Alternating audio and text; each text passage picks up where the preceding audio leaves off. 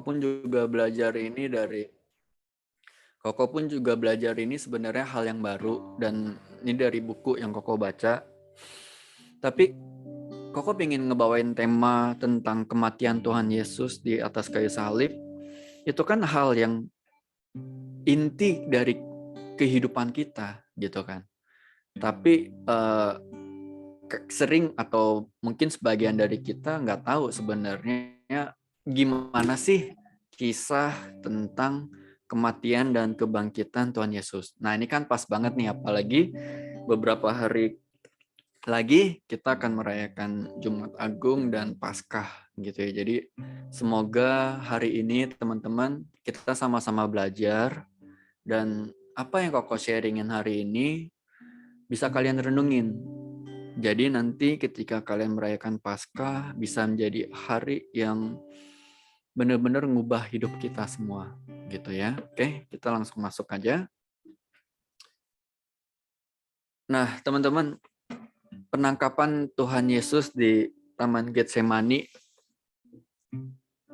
itu tuh ternyata titik awal dari sebuah perjalanan yang tanpa kita sadari itu tuh benar-benar yang kayaknya menyayat hati gitu loh. Dan ternyata teman-teman, sebelum Tuhan Yesus disalib, ia melalui 6 kali sidang. Dan ternyata semua sidang itu tuh ilegal. Karena yang membuat sidang itu memiliki tujuannya sendiri gitu ya. Padahal teman-teman, orang Israel itu tuh sebenarnya adalah orang yang sebenarnya teratur dan taat gitu loh. Mereka itu adalah orang Israel yang sangat-sangat sadar hukum. Nah, ada sebuah dokumen yang bernama itu Misnah gitu ya. Ini kok kurang H, harusnya MISHNAH gitu. Itu tuh disusun sekitar tahun 200 dan mencatat tradisi-tradisi yang diterusin dari generasi ke generasi. Dan di dokumen itu tuh ngatur sebuah pedoman atau guideline yang ngatur penguasa Yahudi yang bernama Sanhedrin. Jadi zaman Israel dulu ada sekelompok penguasa dewan gitu ya yang bernama Sanhedrin, yang mereka ini adalah orang-orang yang berpengaruh gitu. Mereka bisa mengadili dan menghakimi orang yang bersalah sesuai dengan peraturan dan pedoman ini gitu. Tapi kasusnya untuk Tuhan Yesus, mereka melanggar semua peraturan dan pedoman ini gitu ya. Nah, ada beberapa hukum yang mengatur perkara-perkara sidang yang juga dilalui sama Tuhan Yesus. Ini masih beberapa gitu ya. Cuman di sini teman-teman bisa baca juga. Kalau sebenarnya persidangan yang seharusnya atau yang sah itu nggak boleh dilakukan di malam hari gitu, dan harus dilakukan di depan umum, nggak boleh tersembunyi. Nanti kita akan lihat satu-satu teman-teman, tapi ini teman-teman terima dulu gitu ya. Harus dilakukan di ruang sidang di area bait suci gitu. Dan yang kalau misalkan perkaranya itu tentang hukuman mati, itu tuh ngebutuhin sedikitnya 23 hakim. Terus lain-lain teman-teman bisa baca juga gitu ya. Kalau hukuman mati juga harus mengikuti aturan yang ketat dan nggak boleh dilakukan sampai hari berikutnya. Nah, ini masih banyak lagi teman-teman sebenarnya peraturan dalam misnah tadi gitu. Tapi yang terjadi teman-teman, dari awal persidangan Tuhan Yesus, itu tuh ternyata semuanya ilegal. Tadi Koko bilang di awal Tuhan Yesus melalui 6 sidang. Nah, ini adalah rekapannya teman-teman. Kita lihat dulu dari sidang pertama gitu ya. Tuduhannya itu nggak ada tuduhan spesifik yang diberikan ke Tuhan Yesus. Dan secara legalitas, secara peraturan tadi, tuduhan yang dikasih itu nggak ada hukumnya, diadakan malam hari. Tadi kan ditulis ya, nggak boleh di malam hari. terus nggak ada saksinya, bahkan dilecehkan selama sidang. Dan hasil dari sidang ini tuh Yesus didapati tanda kutip bersalah karena sikapnya nggak hormat. Nah, ini itu kan sidang pertama, lalu dibawa oleh orang-orang Yahudi ini ke imam besar namanya Kayafas. Itu masuk ke sidang kedua. Tuduhan di sini itu dikatakan di ayat-ayat Alkitab yang Koko udah tulis juga, nanti teman-teman bisa buka. Yesus menyatakan dirinya sebagai Mesias, anak Allah, yang waktu itu dianggap sebagai penghujatan karena sama aja dengan menyamai Allah, dan nggak ada satu orang manusia pun yang boleh menyamai dirinya dengan Allah sesuai dengan hukum Taurat. Nah, di sini Yesus dinyatakan bersalah karena menghujat dan ditahan sampai pagi untuk mendapatkan hukuman. Padahal seharusnya kan nggak boleh sampai misalkan besok harinya. Lalu sidang yang ketiga itu dihadapkan dengan Sanhedrin, kelompok pemuka agama gitu ya. Nah, sebenarnya Kayafas dan Sanhedrin ini mereka udah ya semuanya bersekongkol lah untuk menjatuhkan hukuman ke Tuhan Yesus. Jadi di sidang yang ketiga ini sidang lanjutan nih dari sidang nomor 2 dengan tuduhan yang sama dan nggak ada saksi dan pengambilan suara yang nggak sah. Lalu hasilnya Yesus dihukum untuk dibawa ke pihak Roma. Jadi teman-teman, 6 sidang ini, 3 sidang pertama ini dihadapkan dengan orang Yahudi dan sisi agama. Mereka bisa mendakwa, mereka bisa menjatuhkan hukuman, tapi apalagi misalkan hukuman mati, yang harus mengeksekusi itu adalah pengadilan Roma.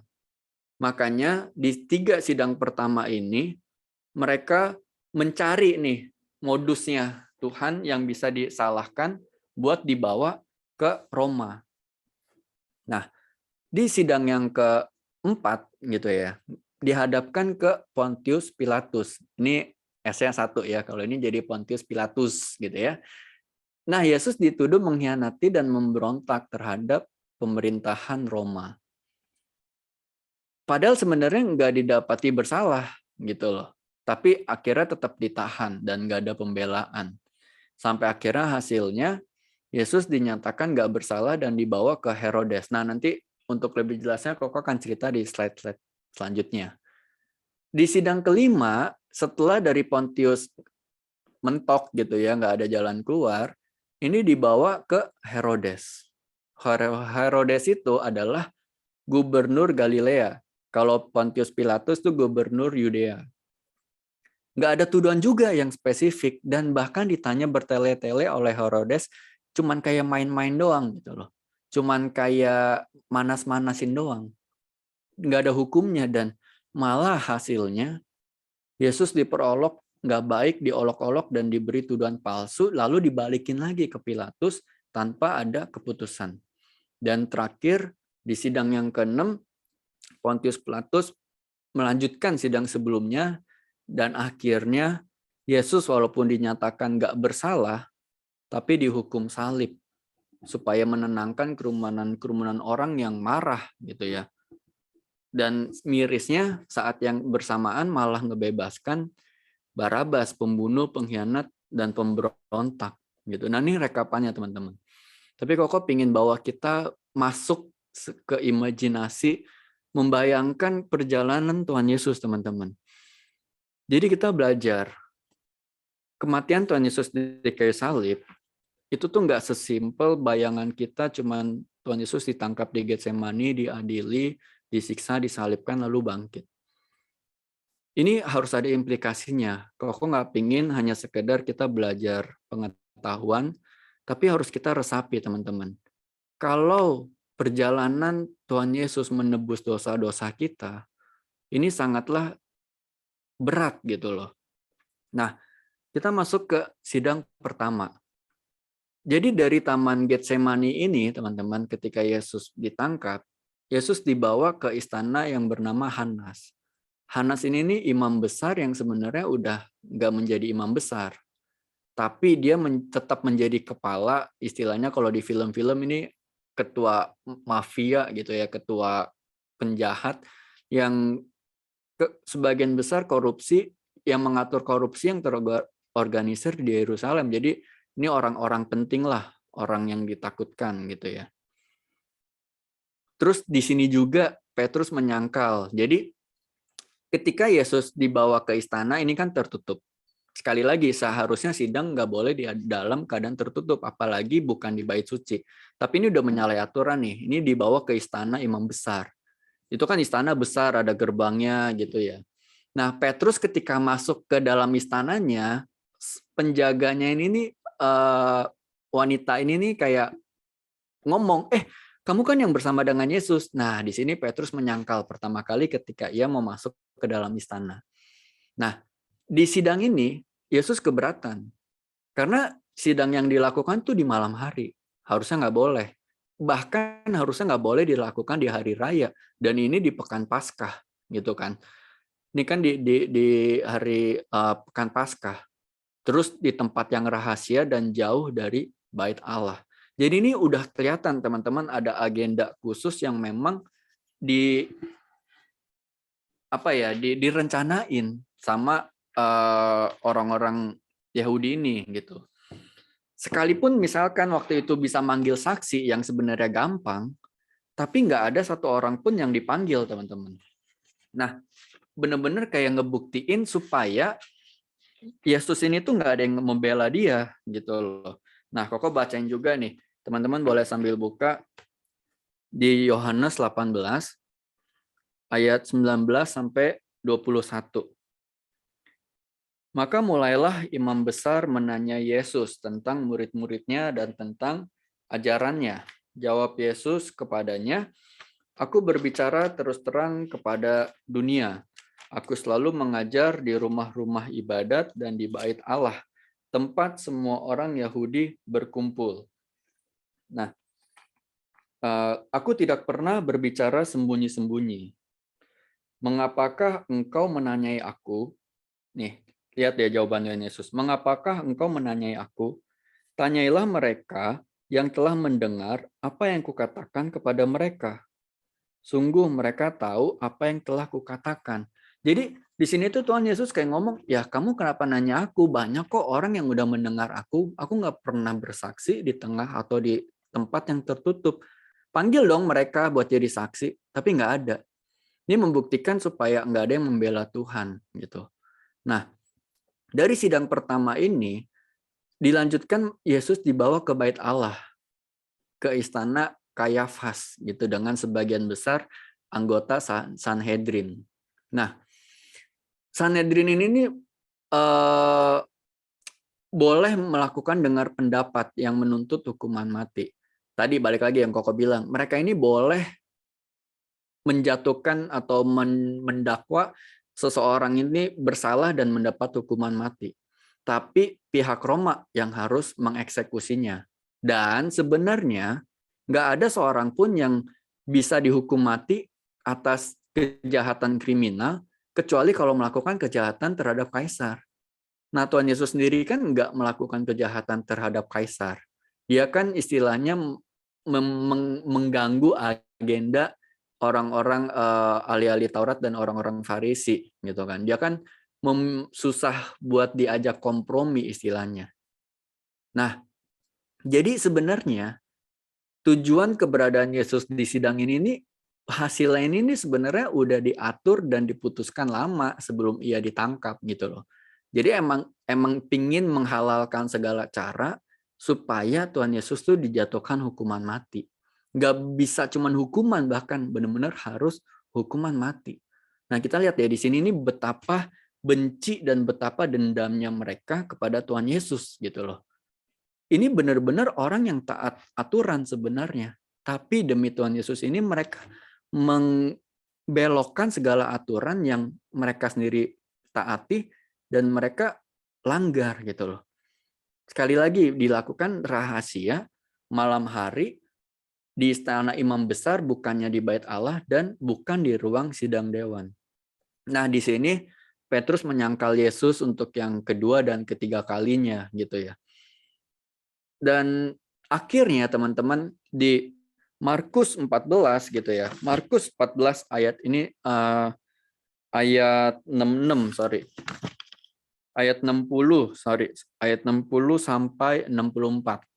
Nah, di sini tuh akhirnya Kayafas mendapatkan tuduhan kalau Yesus tuh menyatakan dirinya sebagai raja atau Mesias. Dan ini dianggap sebagai sebuah ancaman terhadap pemerintahan Roma. Jadi di sini tuh kayak Kayafas akhirnya kayak, yes, gue berhasil nih. Ini nih bisa dijadiin alasan nih supaya bangsa Roma, pengadilan Roma bisa menjatuhkan hukuman kepada Yesus supaya ia dihukum mati karena melakukan tindakan kriminal yang melakukan kejahatan terhadap kaisar gitu. Nah, teman-teman, di sini benar-benar udah diatur sedemikian rupa supaya Tuhan Yesus itu bersalah gitu. Dan di sidang yang ketiga gitu ya, pada saat Sanhedrin menunda persidangannya malam hari gitu, sampai akhirnya matahari muncul dan mereka udah punya pegangan di tangannya tuduhan pengkhianatan terhadap pemerintahan Roma. Jadi mereka semalaman itu mencari cara memaksa, dan bahkan di sini tuh Tuhan Yesus bukan cuma ditanya diintegrasi kayak di kantor polisi, ia disiksa, dipukuli, diludahi, ia benar-benar udah disiksa duluan oleh imam besar dan orang-orang Sanhedrin. Jadi keadaannya itu udah babak belur, teman-teman. Dan mereka akhirnya mendapatkan tuduhannya gitu. Lalu imam besar manggil mahkamah agama. Jadi ini akhirnya mereka ngadain di persidangan resmi di depan mata publik gitu ya.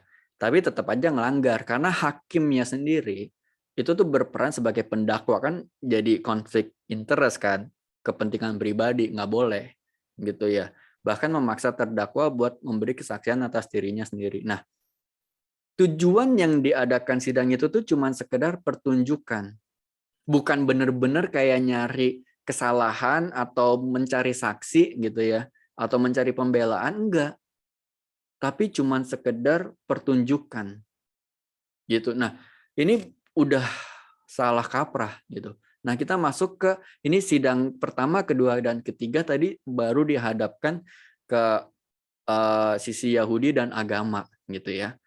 Setelah mereka dapat tuduhannya, mereka masuk ke sidang keempat yang dilakukan dengan Pilatus gitu ya. Nah, bersamaan juga dengan puncak perayaan Paskah gitu. Praetorium itu tuh kalau misalkan teman-teman kayak ngelihat filmnya gitu kan, ada tempat istana, bukan istana ya, tempat kayak yang Pilatus ada gitu ya. Tempat apa sih namanya tuh, tempat semacam singgasananya Pilatus lah gitu ya, kalau teman-teman ngelihat di film-film gitu kan. Nah, jadi ketika perayaan Paskah orang banyak, rame, udah semuanya berkumpul gitu ya, karena kan udah, ini kan tadi malam hari ini, pagi harinya kan mereka mulai mempersiapkan buat Paskah gitu kan. Nah, Pilatus terkejut nih ketika ia melihat orang Yahudi meminta diadakan pertemuan.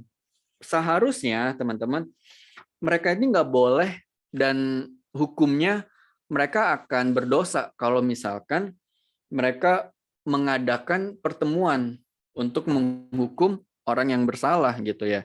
Jadi harusnya selama masa perayaan itu tuh buat menjaga kekudusan ritual, mereka harusnya nggak boleh masuk ke dalam bangunan Romawi atau Praetorium ini gitu. Makanya Pilatus terkejut gitu.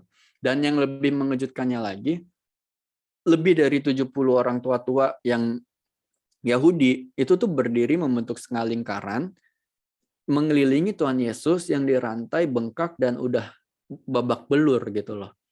Jadi makin kaget lagi kan. Ini kenapa pagi-pagi datang dengan seorang tahanan yang udah keadaannya babak belur gini, bahkan di dalam perayaan Paskah. Nah, teman-teman, kita benar-benar harus melihat betapa dalam tanda kutip rapihnya permainan mereka untuk membuat Tuhan Yesus ini benar-benar bisa dihukum. Mereka udah mikirin segala caranya, mereka udah mikirin timeline-nya, sampai semuanya itu udah dipersiapkan matang-matang gitu loh. Jadi bukan cuman sekedar kayak nothing tulus terima hasil doang. Mereka udah menentukan hasilnya sendiri dalam tanda kutip. Nah, bangsa Roma itu tuh sebenarnya nggak pernah pusingin soal agama gitu. Mereka itu bukan menyidang kalau misalkan ada yang melanggar agama, melanggar ritual atau melanggar budaya gitu ya. Mereka cuman memperhatikan yang tuduhan terhadap Roma aja gitu. Makanya kenapa dari sidang pertama, kedua, dan ketiga benar-benar dicari cara supaya tuduhannya ini bisa diarahkan ke bangsa Roma, ke orang Roma. Tapi tetap aja teman-teman, Pilatus ini nggak mendapati Yesus bersalah. Begitu. Jadi ketika teman-teman kita sambil baca juga di Yohanes 18 ayat 33 sampai 38. Nah, ini tuh Yesus di hadapan Pilatus gitu ya. Maka kembalilah Pilatus ke dalam gedung pengadilan gitu. Nah, ini praetorium, gedung pengadilan gitu ya. Lalu memanggil Yesus dan bertanya kepadanya, "Engkau inikah raja orang Yahudi?" Karena sebelumnya Sanhedrin ini menuduh Yesus ini sebagai raja orang Yahudi atau Mesias, dan ini bisa mengancam pemerintahan Roma gitu ya. Terus 34, jawab Yesus, "Apakah engkau katakan hal itu dari hatimu sendiri, atau adakah orang lain yang mengatakannya kepadamu tentang aku?" Kata Pilatus, "Apakah aku seorang Yahudi?" Istilahnya, dia nggak pusingin nih, dia bukan orang Yahudi, dia nggak pedulin hal-hal yang kayak gitu. Lanjut, "Bangsamu sendiri dan imam-imam kepala yang telah menyerahkan engkau kepadaku. Apakah yang telah engkau perbuat?" Ini masih terheran-heran gitu ya. Jawab Yesus, "Kerajaanku bukan dari dunia ini. Jika kerajaanku dari dunia ini, pasti hamba-hambaku telah melawan, supaya aku jangan diserahkan kepada orang Yahudi. Akan tetapi kerajaanku bukan dari sini."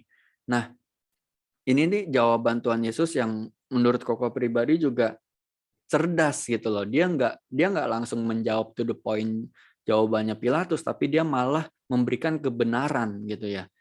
Maka kata Pilatus kepadanya, "Jadi engkau adalah raja?" Ditanya lagi nih. Jawab Yesus, "Engkau mengatakan bahwa aku adalah raja. Untuk itulah aku lahir dan untuk itulah aku datang ke dalam dunia ini, supaya aku memberi kesaksian tentang kebenaran. Setiap orang yang berasal dari kebenaran mendengarkan suaraku." Gitu. Lalu terakhir kata Pilatus kepadanya, "Apakah kebenaran itu?" Gitu. Nah, teman-teman, di sini kita bisa belajar juga gitu loh. Ada orang yang memang memilih kebenaran dan ada orang yang memilih kepentingan pribadi. Dan Tuhan mengajarkan supaya kita memilih kebenaran. Karena hal apa yang kita pilih itu menandakan kerajaan mana yang akan kita layanin. Kalau kita memilih kebenaran atau memilih kerajaannya Tuhan, itu berarti kita melayani Tuhan. Tapi kalau kita memilih kepentingan pribadi atau keinginan dunia, itu sama aja dengan kita melayani dunia. Nah, di sini Pilatus nggak mendapati Yesus bersalah gitu ya, karena nggak ada tuduhan yang benar-benar kepada bangsa Roma. Dan tiba-tiba ia teringat kalau Yesus ini kan mulai mengajar dari Galilea. Dan saat itu ada gubernur Galilea ini, Herodes Antipas gitu ya. Jadi mereka istilahnya kayak ngasih tanda gitu ya ke Pilatus, ke Herodes, ngasih tanda, gue ada kasus nih, lu tolongin gue gitu ya. Terus akhirnya diserahkanlah Yesus ke Herodes. Nah, Herodes ini kan sebenarnya kalau kita baca Alkitab udah lama pingin istilahnya tuh melihat Tuhan gitu loh. Dia ini pingin kayak ini siapa sih gitu loh. Tapi bukan dengan rasa penasaran yang positif. Dia kayak pingin untuk mencari salah atau mencari kelemahannya gitu. Makanya ketika Pilatus menyerahkannya seneng nih gitu ya. Terus Herodes menanyakan banyak pertanyaan gitu. Tapi tetap aja nggak ada yang dijawab oleh Yesus. Lukas 23:9-10 dikatakan, Ia mengajukan banyak pertanyaan kepada Yesus, tetapi Yesus tidak memberi jawaban apapun. Sementara itu, imam-imam kepala dan ahli-ahli Taurat maju ke depan dan melontarkan tuduhan-tuduhan yang berat terhadap dia. Nah, ini ahli-ahli Taurat dan imam-imam kepala kokoh kasih tanda sebagai musuh gitu ya. Dan ini juga nyambung teman-teman ke ayat Alkitab di Matius 7 ayat 6. Kenapa Tuhan Yesus enggak menjawab pertanyaan apapun yang dari Herodes? Karena Tuhan tahu sia-sia jawaban bagi orang yang enggak berminat menerima kebenaran. Nah, di Matius 7 ayat 6 kan Tuhan Yesus berkata jangan memberikan mutiara kepada babi dan jangan memberikan barang mahal kepada anjing. Artinya, kebenaran yang murni yang bisa mengubah kehidupan seseorang itu pun jadi cuman angin lalu bagi mereka yang nggak berminat gitu loh, bagi mereka yang juga nggak sungguh-sungguh buat menerima. Nah, ini jadi peringatan juga buat kita teman-teman. Kita sebagai orang Kristen udah banyak kali dengar firman, tapi sebenarnya antusias kita ke firman itu tuh seberapa besar? Apakah kita benar-benar menghargai kebenaran ini sampai kita benar-benar mau menghidupinya? Atau cuman sekedar kayak ya udah biasa aja. Nah, ini sikap yang sangat-sangat nggak sopan gitu loh. Nah, kita lanjut lagi ke ceritanya. Jadi musuh Yesus itu melempar tuduhan tadi ya di ayat 9 sampai 10. Tapi Herodes membujuknya buat mujizat. Jadi ini kayak Tuhan Yesus tuh malah dipermainkan. Musuh-musuhnya kayak ngelempar-ngelempar hal-hal yang negatif, yang hoax, yang nggak bener. Terus Herodes malah kayak mengejek dia gitu ya, malah kayak ayo dong buat mujizat, ayo dong mana buktiin gitu-gitu loh. Nah, tapi Tuhan tetap diam. Akhirnya Herodes lelah sendiri. Dia udahlah gue nggak dapat apa yang gue mau. Dari awal bukannya mau nyidangin Tuhan Yesus, dia cuma mau mendapatkan apa yang dia mau, tapi nggak dapat. Akhirnya dikembalikan ke Pilatus. Bahkan diejek dengan diberi jubah kerajaan gitu ya. Karena kan menganggapnya sebagai Tuhan tuh raja. Ini deh gue kasih jubah deh biar lu bisa ngerasain sedikit jadi raja tuh gimana gitu ya. Jadi benar-benar tindakannya tuh cemoohan gitu. Nah, ini sidang kelima teman-teman.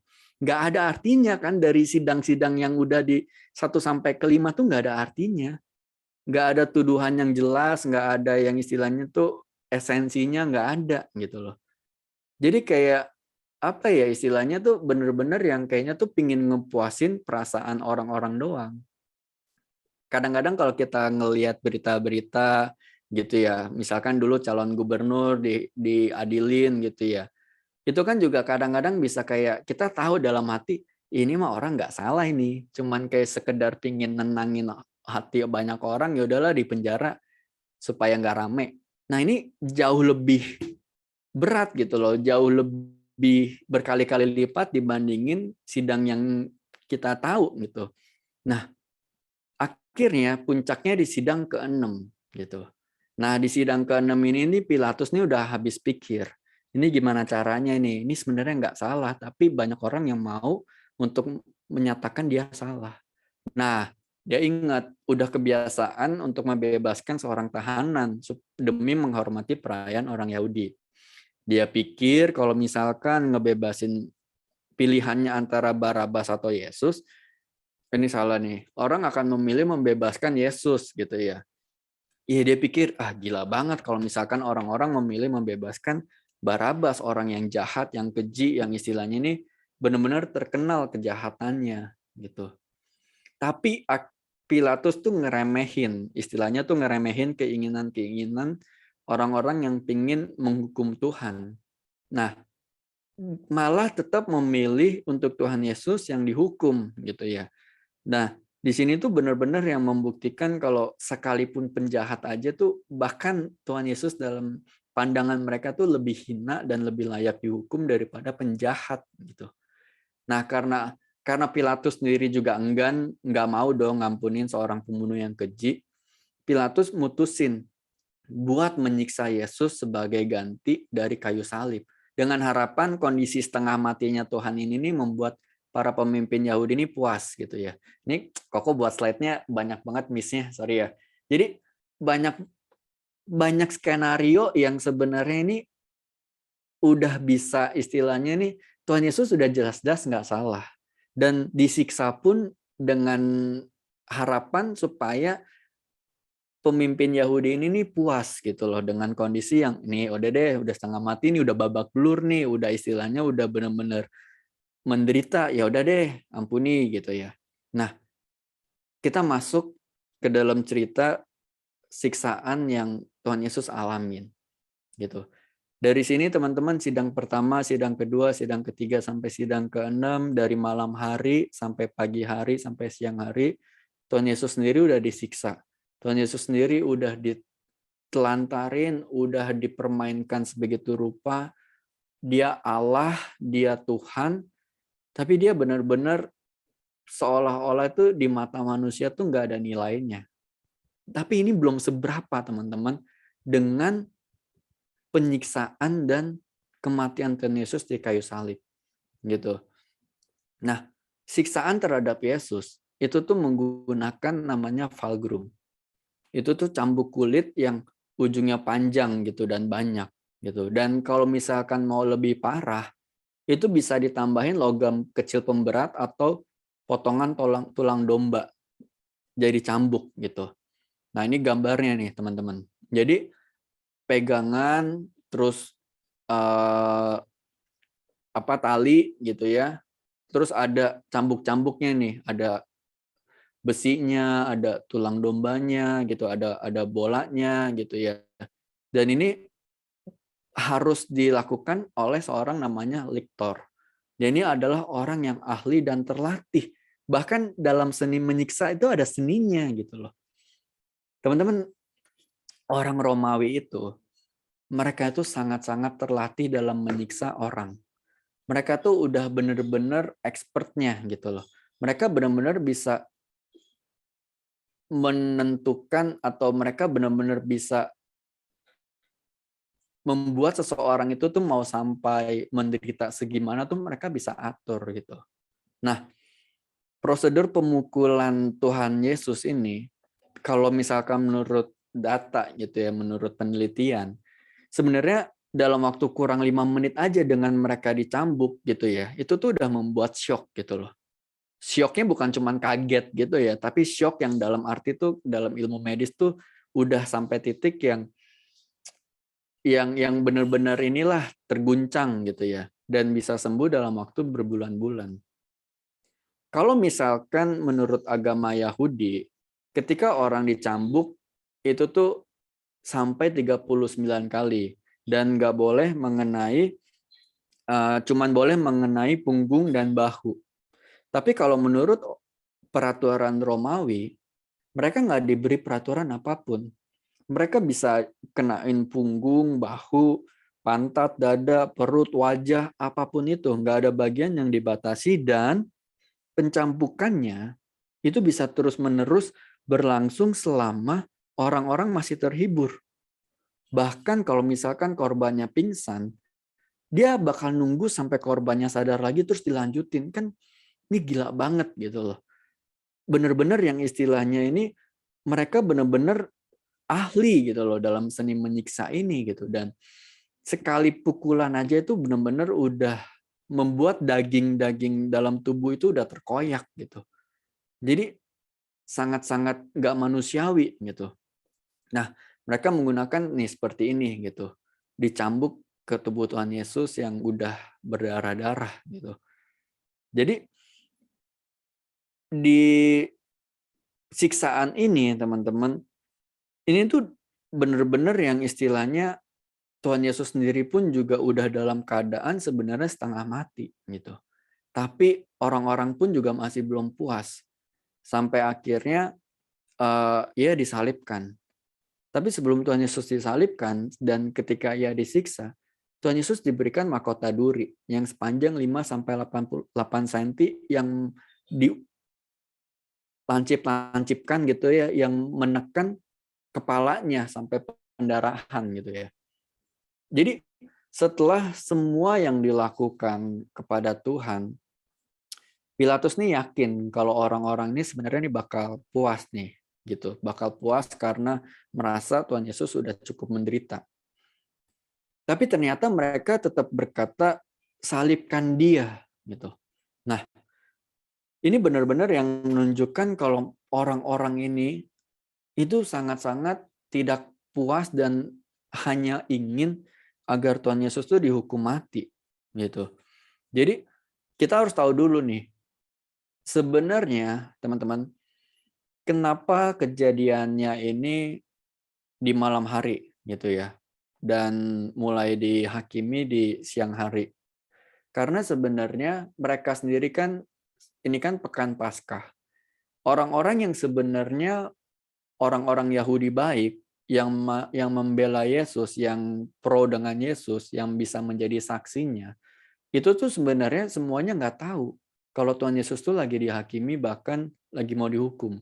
Jadi orang-orang yang berkata salibkan dia, ini adalah orang-orang Yahudi yang memang satu agenda, satu pandangan dengan ahli-ahli Taurat dan musuh-musuhnya Tuhan gitu ya. Orang-orang Sanhedrin juga yang pingin agar Tuhan Yesus ini mati. Bahkan di Alkitab dikatakan agar mereka, bahkan anak-anak generasi di bawah mereka yang menanggung kesalahan atas darahnya Tuhan Yesus. Ini benar-benar yang istilahnya gila gitu ya. Jadi jangan teman-teman berpikir semua orang Yahudi zaman itu berkata untuk nyalipin Tuhan gitu. Nah, dari penelitian teman-teman, dari seluruh hukuman dan cara membunuh seseorang, itu nggak ada satupun yang mampu menandingi penyalipan. Karena ada 4 kualitas. Yang pertama, penderitaannya ini itu terus-menerus. Orang yang digantung di atas kayu salib itu tuh benar-benar akan mati perlahan dan benar-benar menderita gitu ya. Belum lagi ditonton oleh orang banyak, ditelanjangin, disiksa, dan menjadi penghinaan total. Jadi benar-benar penyalipan ini sebenarnya hukuman yang nggak dilakukan ke semua orang. Hanya orang-orang kriminal yang benar-benar udah tindakan kejahatannya ekstrim sampai bisa disalipin. Prajurit-prajurit Roma sendiri itu ya, yang menyalibkan Tuhan gitu. Mereka bisa ngatur untuk bisa memperoleh efek yang diinginkan.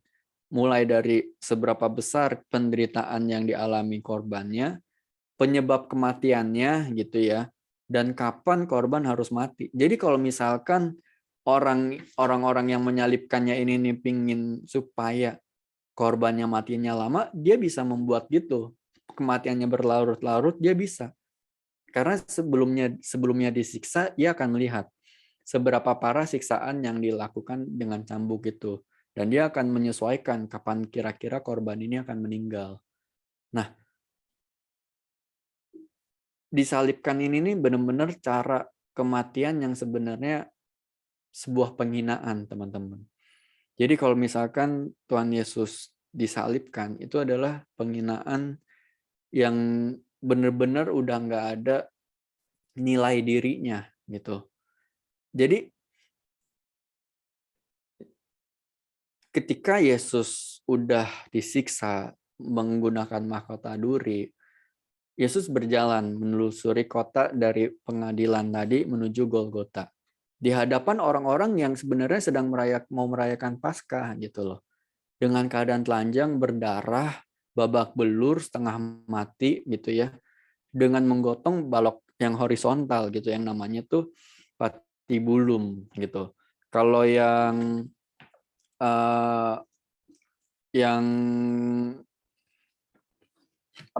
berdirinya vertikalnya itu namanya stipes gitu ya. Jadi Tuhan Yesus dengan tangannya diikat di balok kayu menelusuri jalan kota ke Golgota. Yang kalau misalkan Tuhan Yesus nggak kuat terus akhirnya jatuh, nggak ada lagi yang menghalangi Tuhan Yesus dari mukanya ke tanah jalan berbatu. Jadi nggak ada lagi yang bisa nopang dia. Kalau Tuhan Yesus jatuh, benar-benar mukanya langsung kena jalanan batu gitu. Apalagi dia memakai mahkota duri. Jadi bisa dibayangkan betapa menderitanya dan udah nggak berdayanya Tuhan Yesus gitu loh. Udah ditelanjangin, disiksa, dilihat banyak orang, udah benar-benar terhina, teman-teman. Dan dari penelitian lagi gitu ya, ternyata disalipin ini nih akan membuat seseorang ini merasa lengannya ini menjadi mati rasa. Ini Koko sangat-sangat parah banget nih. Ini kenapa jadi baju? Harusnya bahu gitu ya. Jadi kayak seolah-olah tuh bahu mereka tuh kayak lepas gitu loh dari tangan mereka, saking mati rasanya. Nah, buat ngurangin rasa sakit tangannya, mereka akan ngedorong kaki mereka ke atas gitu kan. Supaya kan tergantung pasti gravitasi ke bawah. Dan ini akan membuat mati rasa sampai seolah-olah tuh bahunya lepas. Buat ngurangin rasa sakit, mereka akan naikin kakinya ke atas. Tapi kan nggak mungkin lama, pasti kan akan kram, letih gitu ya, apalagi dipaku gitu kan. Dan sampai akhirnya tubuh mereka pasti akan ngelengkung gitu. Sampai akhirnya mereka kembali lagi ke posisi semula, tangannya terangkat lagi ke atas. Begitu terus gitu loh. Untuk ngurangin rasa sakitnya. Begitu terus mereka turun, mereka naik capek, mereka turun gitu ya. Sampai akhirnya korban merasakan dehidrasi, kekurangan makanan, untuk narik napas pun udah nggak kuat. Sampai akhirnya mereka sendiri merasa tercekik. Jadi kematian Tuhan Yesus di kayu salib, kematian perlahan, penghinaan total, itu benar-benar dirasakan oleh Tuhan gitu loh. Benar-benar yang ia melalui semua penderitaan ini gitu. Paku sendiri teman-teman, pakunya sendiri yang menyalibkan Tuhan Yesus gitu ya. Itu benar-benar kan sekitar 12 cm. Dan kalau menurut dokter penelitian ini ya menyimpulkan paku kayunya itu tuh berada di pangkal tangan sampai keluar di pergelangan tangan gitu loh, supaya ngikat ke kayunya gitu. Itu bukan cuma sekedar nahan berat tubuh, tapi juga jadi rasa sakit yang benar-benar nggak kebayang teman-teman. Itu dipaku di dalam tangan sampai ke tulang di sela-sela ini gitu, sampai nembus gitu kan. Belum di kakinya juga gitu. Nah, proses penyalipan ini tuh sebenarnya umumnya itu tuh bisa dengan bius. Tapi Tuhan nolak. Tuhan menolak agar ia benar-benar bisa menjalani tugasnya, keselamatannya yang dia berikan dengan keadaan sadar. Dan Tuhan ditelanjangi gitu loh. Bisa aja dengan ditelanjangi bulat gitu. Jadi ketika proses penyalipannya itu ya, yang namanya tuh executor mortis, orang yang menyalibkan itu tuh namanya tuh executor mortis gitu ya. Mereka satu orang duduk di dadanya Tuhan buat makuin tangannya, terus satu lagi duduk di atas kakinya.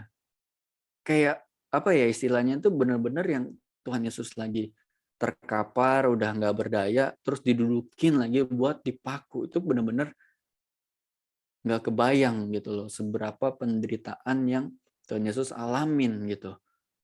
Nah, yang lebih dahsyatnya lagi teman-teman, ketika seluruh orang udah mulai menyiksa, mengetertawakan, menghina gitu ya, udah bener-bener yang istilahnya jadi tontonan publik, Tuhan Yesus juga menderita gitu.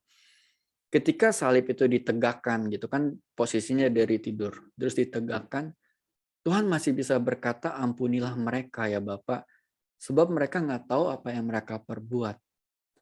Gila banget gak sih kayak istilahnya bisa masih bisa mengampuni orang yang udah sebegitu hina dan kejamnya gitu loh.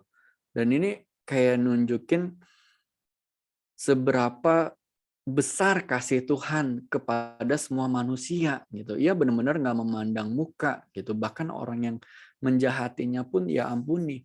Makanya kalau Tuhan berkata kita harus mendoakan musuh, mengasihi musuh, itu bukan omong kosong gitu.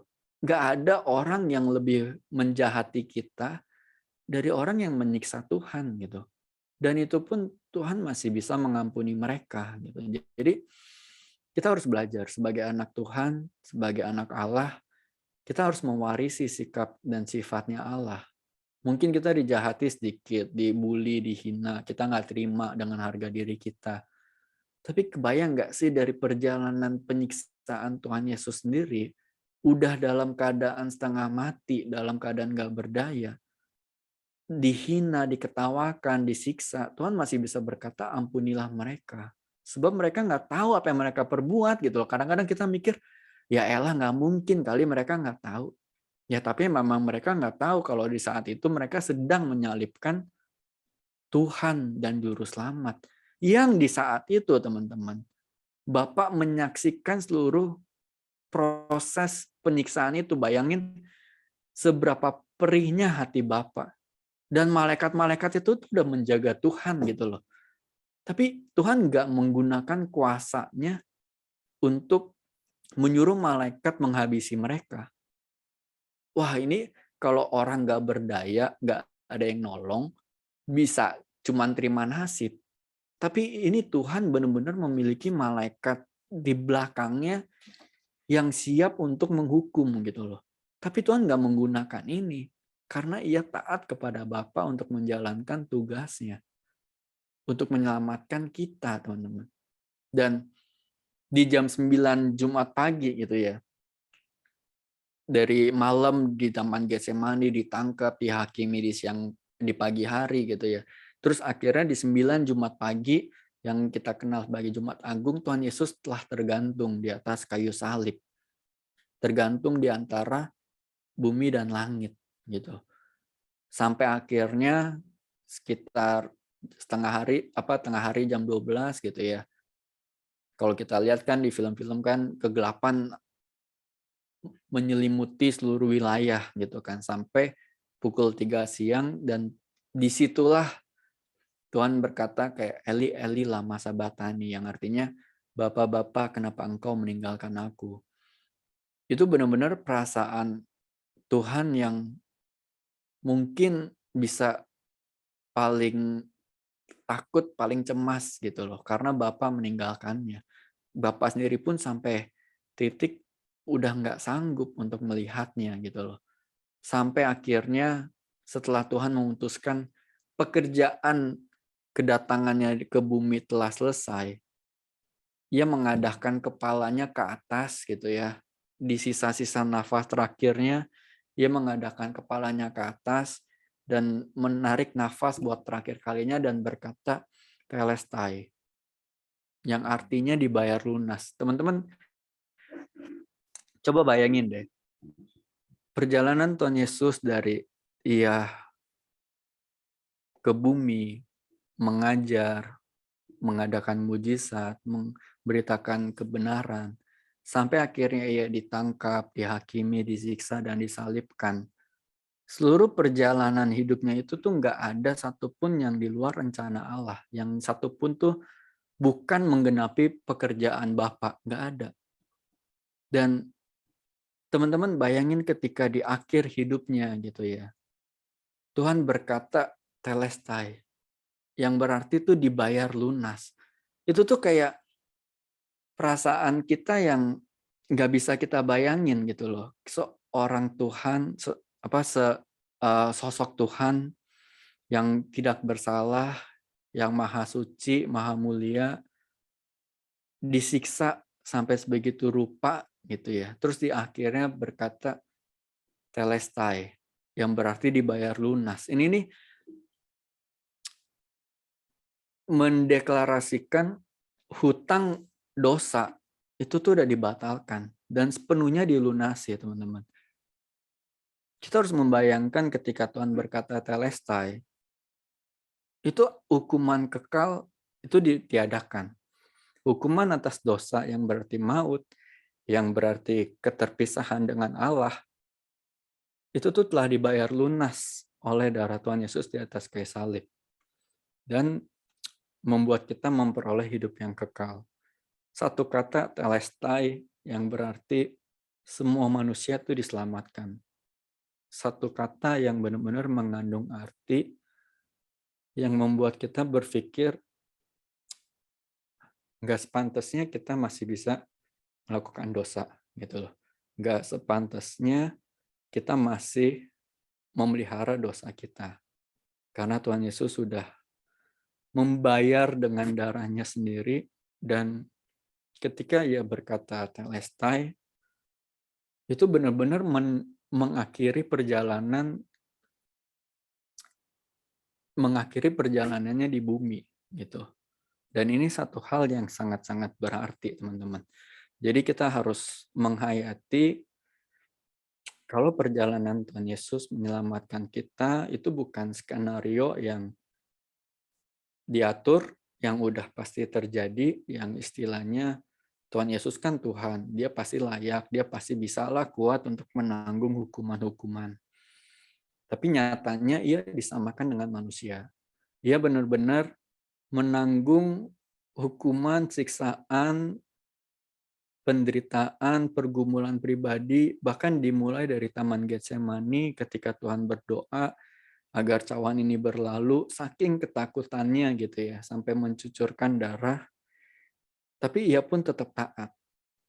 Ia pun tetap taat sampai akhirnya ia berkata telestai, yang berarti telah selesai, setelah dibayar lunas gitu loh. Kayak, udah nak, kamu udah nggak perlu khawatir.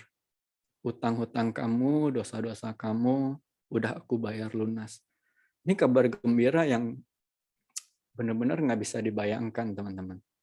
Kita kalau punya hutang dalam bentuk materi aja, ketika kita dibayar lunas, itu kita bersyukurnya itu benar-benar yang kayaknya, wah gila nih aku beruntung banget. Kalau nggak aku mampus ini kalau aku nggak bisa bayarin hutangnya.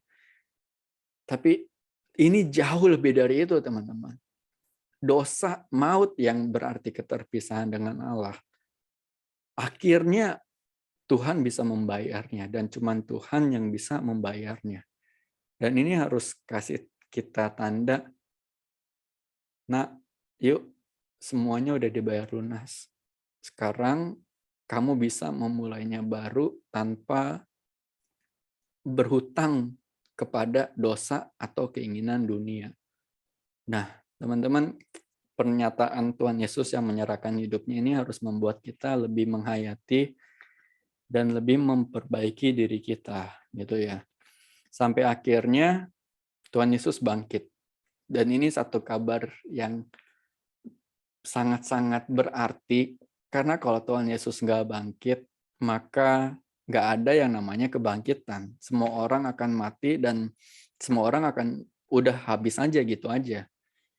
Tapi ketika Tuhan Yesus bangkit, teman-teman, ini memberikan kita harapan kalau kita pun juga akan dibangkitkan.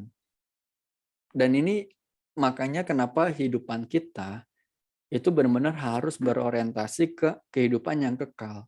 Karena Tuhan Yesus sendiri menjadi bukti nyata ia bangkit. Dan ia bangkit bukan gara-gara ia Tuhan atau anak Bapa, anak Allah, tapi gara-gara ia taat gitu loh. Dan ia layak buat dibangkitkan.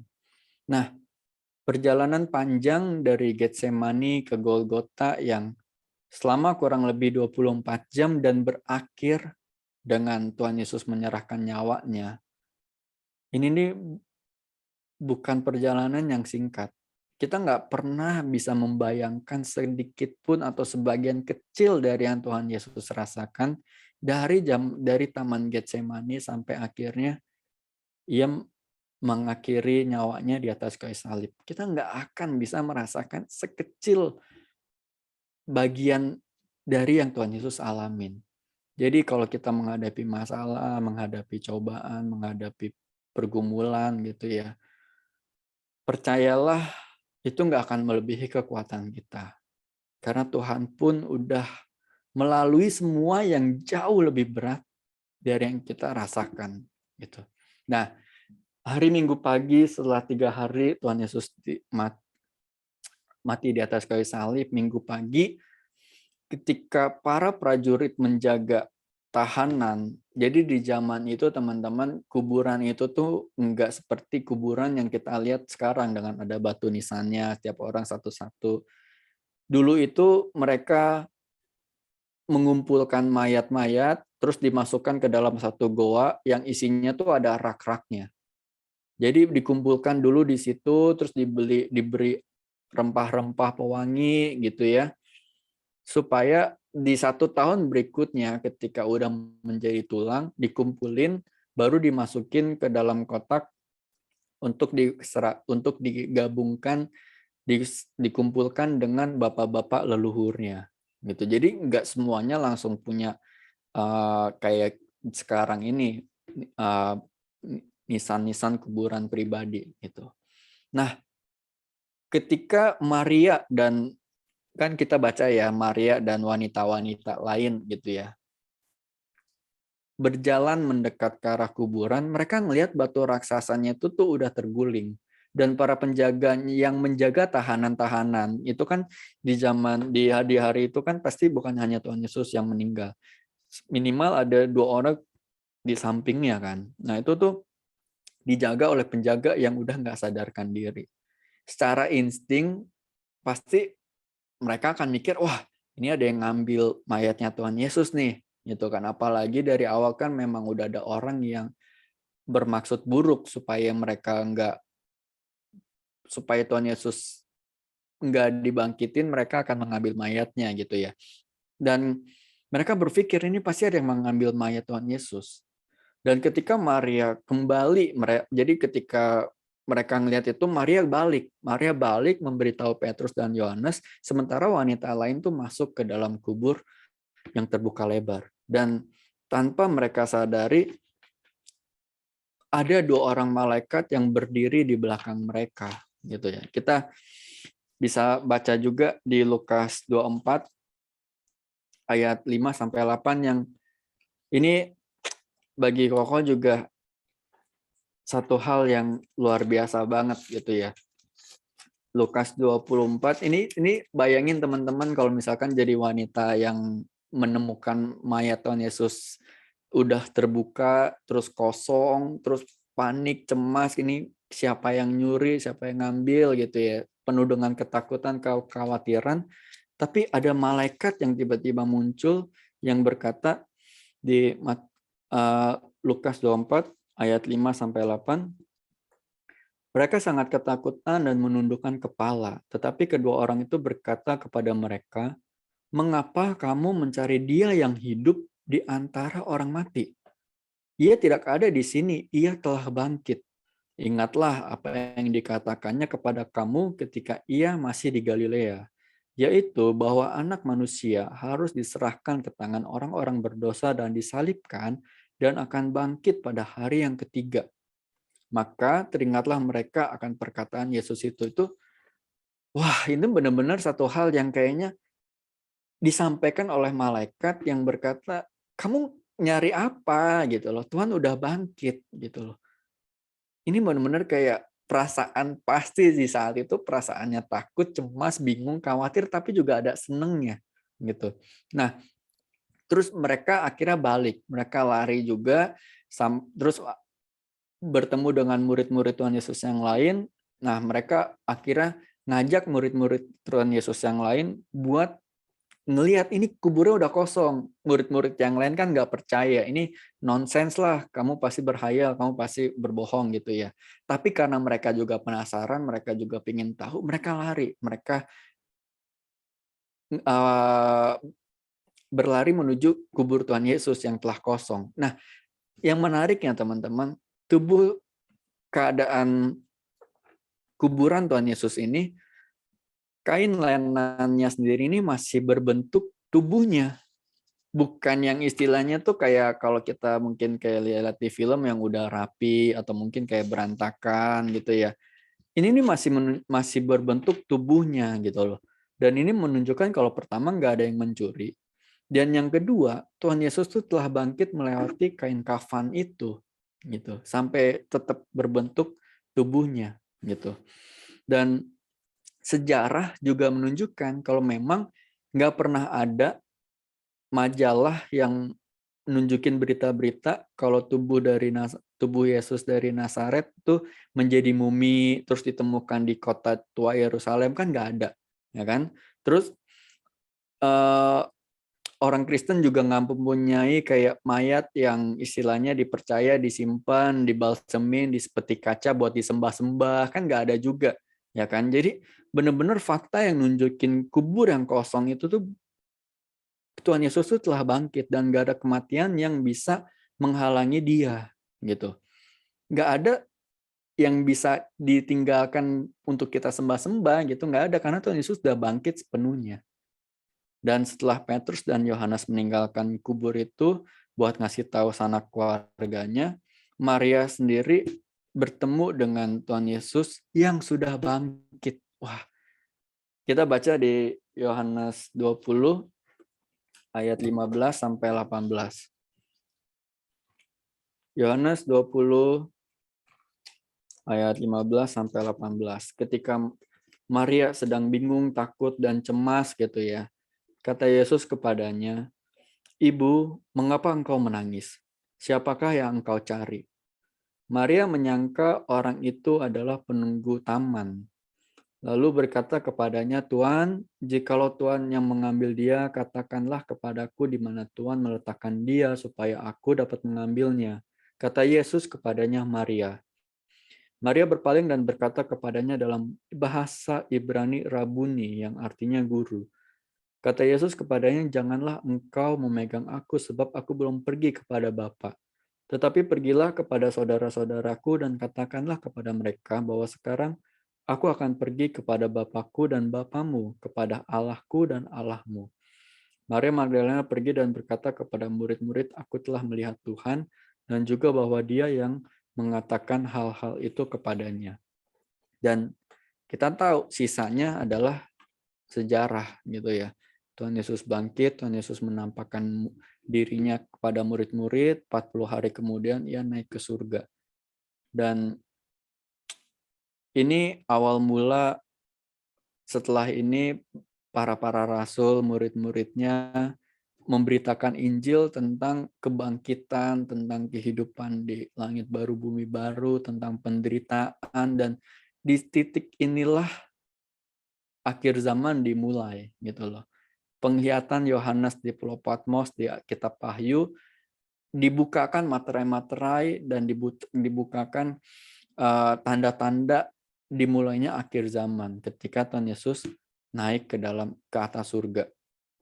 Ini harus jadi satu hal yang benar-benar kita hayatin, teman-teman, supaya kita juga benar-benar bisa merasakan kematian Tuhan Yesus dan kebangkitannya itu bukan hal yang biasa, bukan gara-gara dia Tuhan maka dia pasti dibangkitkan, bukan gara-gara dia Tuhan pasti dia bisa melalui penderitaannya, tapi benar-benar yang nunjukin murni tanpa ada skenario Tuhan menyelamatkan dan menebus dosa-dosa kita.